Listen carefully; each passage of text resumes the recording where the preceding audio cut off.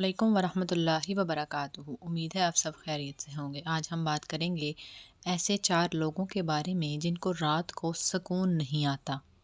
لیکن اس سے پہلے ہم اپنے پیارے نبی حضرت محمد صلی اللہ علیہ وآلہ وسلم کی ایک حدیث ذکر کرتے ہیں، جس میں حضرت ابو ہریرہ سے روایت ہے کہ نبی کریم صلی اللہ علیہ وآلہ وسلم نے فرمایا کہ حسد سے اپنے آپ کو بچاؤ، اس لیے کہ حسد نیکیوں کو اس طرح کھا جاتا ہے جس طرح آگ لکڑی کو۔ بات کرتے ہیں ان 4 لوگوں کے بارے میں جن کو نیند نہیں آتی۔ جو کسی کے قتل کا ارادہ کرتا ہو، سب سے پہلا تو وہ شخص ہے۔ ترجمہ قرآن: اور جو شخص کسی مسلمان کو جان بوجھ کر قتل کرے تو اس کی سزا جہنم ہے، جس میں وہ ہمیشہ رہے گا، اور اللہ اس پر غصہ نازل کرے گا، غضب نازل کرے گا اور لعنت بھیجے گا، اور اللہ نے اس کے لیے بڑا عذاب تیار کر رکھا ہے۔ یہ سورہ نساء کی آیات کا ترجمہ ہے۔ اس کے بعد سورہ مائدہ میں ہے کہ اسی وجہ سے ہم نے بنی اسرائیل کو یہ پیغام لکھ دیا تھا کہ جو کوئی کسی کو قتل کرے، جبکہ یہ قتل نہ کسی اور جان کا بدلہ لینے کے لیے ہو اور نہ کسی کے زمین میں فساد پھیلانے کی وجہ سے ہو، تو یہ ایسا ہے جیسے اس نے تمام انسانوں کو قتل کر دیا۔ اور جس کسی شخص نے کسی کی جان بچا لی تو وہ ایسا ہے جیسے اس نے تمام انسانوں کی جان کو بچا لیا ہو۔ اب اس کا مطلب یہ ہے کہ ایک شخص کے خلاف قتل کا یہ جرم پوری انسانیت کے خلاف جرم ہے، کیونکہ کوئی شخص جب قتل ناحق کا ارتکاب کرتا ہے تو اسی وقت اس کے دل سے انسان کی حرمت کا احساس ختم ہو چکا ہوتا ہے۔ ایسی صورت میں اگر اس کو اس کے فائدے کی کہیں اور بھی تقاضا ہوگا تو وہ کسی اور کو بھی قتل کر دے گا اور اس سے بھی وہ دریغ نہیں کرے گا، اور اس طرح پوری انسانیت اس کی مجرمانہ ذہنیت کی زد میں آ جائے گی۔ اور اس کے ساتھ ساتھ جب اس ذہنیت کا چلن عام ہو جائے گا تو تمام انسان غیر محفوظ ہو جاتے ہیں، لہٰذا ناحق قتل کا ارتکاب چاہے کسی کے خلاف کیا گیا ہو، تمام انسانوں کو یہ سمجھنا چاہیے کہ یہ جرم ہم سب کے خلاف کیا گیا ہے۔ اب دوسرا وہ شخص ہے کہ جس کے پاس مال و دولت ہو اور اسے کسی پر بھروسہ نہ ہو۔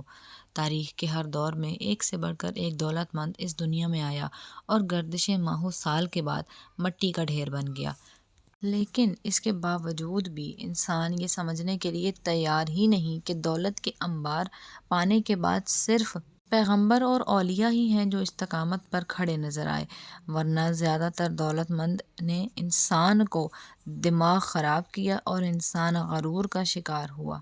اور پھر یہی وہ مقام ہے جہاں پر اس کائنات کا خالق حرکت میں آتا ہے، اور وہ پھر دراز رسی کو کھینچ کر انسان کو نشان عبرت بنا دیتا ہے، جس کی سب سے عبرت انگیز مثال قارون ہے، جس کے خزانوں کی شہرت ضرب المثل بن چکی ہے۔ یعنی جو لوگ غرور کا شکار ہوتے ہیں، پھر اللہ تعالیٰ ان کو اس جہان میں ہی نیست و نابود کر دیتے ہیں۔ اب تیسرا وہ شخص ہے جس نے لوگوں سے بہت سی جھوٹی باتیں کہی ہوں اور لوگوں پر جھوٹ باندھے ہوں، لوگوں پر الزام لگائے ہوں۔ حدیث پاک میں ہے کہ جھوٹے گواہ کے قدم ہٹنے بھی نہ پائیں گے کہ اللہ تعالیٰ اس کے لیے جہنم واجب کر دے گا۔ جس نے کسی مسلمان کو ذلیل کر کے اس غرض سے اس پر الزام عائد کیا تو اللہ تعالیٰ جہنم کے پل پر اسے روک لے گا، یہاں تک کہ اپنے کہنے کے مطابق، جب تک وہ عذاب نہ پالے۔ جو کسی مسلمان پر ایسی چیز کا الزام لگائے جس کے بارے میں وہ خود بھی جانتا نہ ہو تو اللہ تعالیٰ اسے جہنموں کے خون اور پیپ جمع ہونے کے مقام میں اس وقت تک رکھے گا جب تک کہ اپنے وہ الزام کے مطابق عذاب نہ پالے، یعنی اس کو اس کے جرم کے مطابق سزا نہ مل جائے، تب تک اس کو جہنم میں ہی رکھا جائے گا۔ اب چوتھا وہ شخص ہے جس کی ذمے زیادہ ہوں، یعنی جس کی ذمہ داریاں بہت زیادہ ہوں لیکن اس کے پاس دینے کے لیے کچھ بھی نہ ہو۔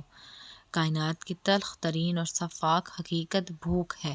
بھوک بڑی بدذات ہے۔ انسان، چرند پرند اور ذی روح مخلوق اپنی بھوک کے سامنے بے بس ہو جاتا ہے۔ یہی وجہ ہے کہ موجودہ حالات کے پیش نظر غربا اور بے سہارا لوگوں کو سامنے بھوک ایک بڑا مسئلہ کھڑا ہو گیا ہے۔ بحیثیت مسلمان ہمارے اوپر یہ فرض ہے کہ ہم اپنے ارد گرد رہنے والے غربا اور مساکین کی مدد کریں، جو اللہ کے ہاں سب سے زیادہ پسندیدہ عمل ہے۔ لیکن ہم لوگ عجیب ہی دھن میں مگن ہیں کہ ہمارے وہ لوگ جو استطاعت رکھتے ہیں وہ اس خواہش میں لگے ہیں کہ وہ زیادہ سے زیادہ جمع کر لیں۔ وہ گاڑی کا نیا ماڈل لینے کے لیے 4 لاکھ 5 لاکھ مزید یعنی اضافی بھر دیتے ہیں کہ ان کو وہ گاڑی چند ماہ پہلے یا چند دن پہلے مل جائے تاکہ وہ باقی لوگوں میں بڑائی حاصل کر سکیں۔ اور اسی معاشرے کے وہ لوگ بھی ہیں جو نیا موبائل لینے کے لیے، موبائل کا نیا ماڈل لینے کے لیے زیادہ پیسے ادا کر دیتے ہیں کہ ہمارے پاس وہ ماڈل جلدی آ جائے۔